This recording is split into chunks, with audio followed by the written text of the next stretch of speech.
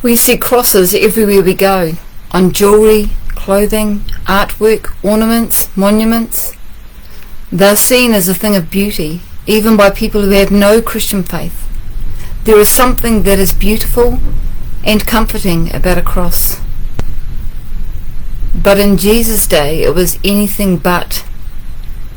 There was nothing beautiful or comforting about this barbaric weapon of torture.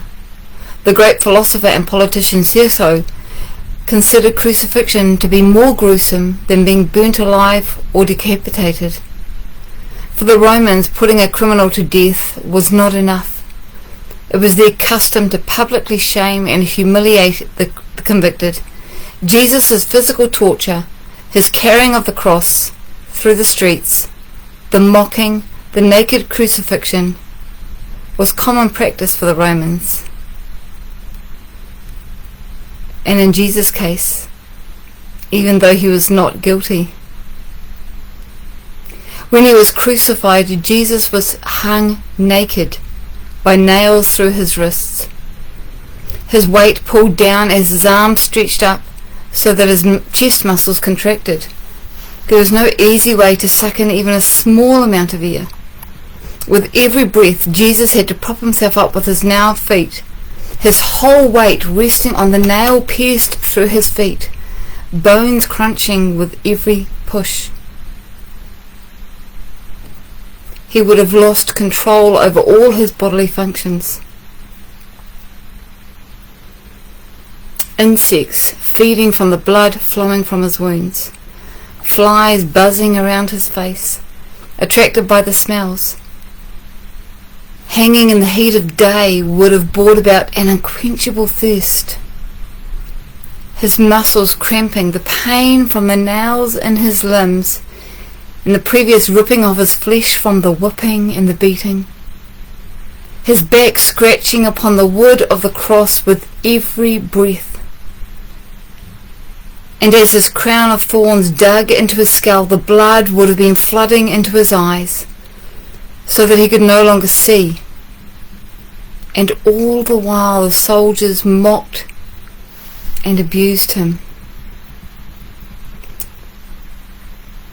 To his disciples who had seen these sorts of crucifixions so many times before, Jesus had said, "Whoever wants to be my disciple must deny himself and take up their cross and follow me. For whoever wants to save their life will lose it, but whoever loses their life for me will find it." I can't even begin to imagine what they thought of Jesus' statement. Take up our cross? Suffer like this? Carry this instrument of torture? Even Jesus struggled with the idea. He knew what was going to happen as he prayed in the Garden of Gethsemane, and it was overwhelming. He prayed, "My Father, if this is possible, let this cup of suffering be taken away from me. Yet, I want your will to be done, not mine." He knew that for him, taking up his cross was going to mean pain, suffering, humiliation, and ultimately death. And still he said he wanted God's will to be done, and not his own. Such was his love for us, for you, and for me, and for all of mankind.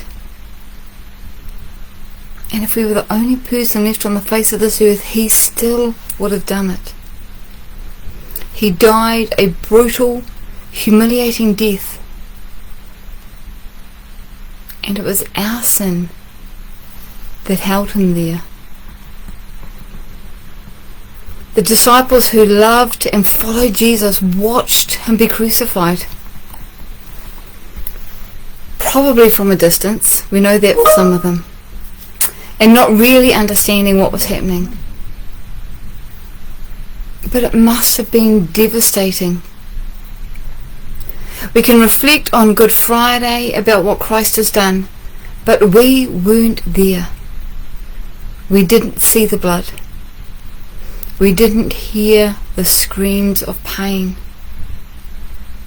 We didn't watch as every breath meant excruciating pain tore through his feet, up his legs, across his back. And he did this for us. Jesus took up his cross and followed his Father's will to the very end. Was it easy?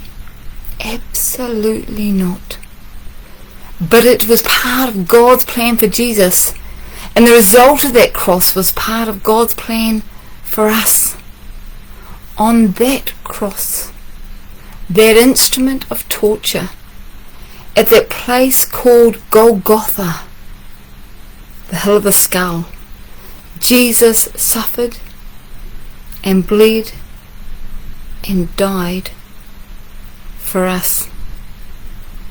Jesus told his disciples at the Last Supper that his body, the bread was his body given up for them, and the wine his blood spilt for them.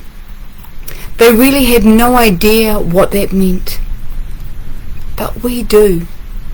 His blood spilt through the beatings, the whippings, and the nails pierced through his hands and feet.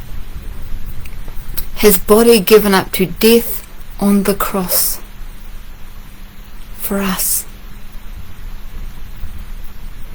As we sing, I encourage you to respond to Jesus' sacrifice in a way that is right for you. You may want to take communion, and that is available to you. You may want to come and kneel at the foot of the cross. Or you may want to stay where you are and give your thanks to Jesus for his sacrifice.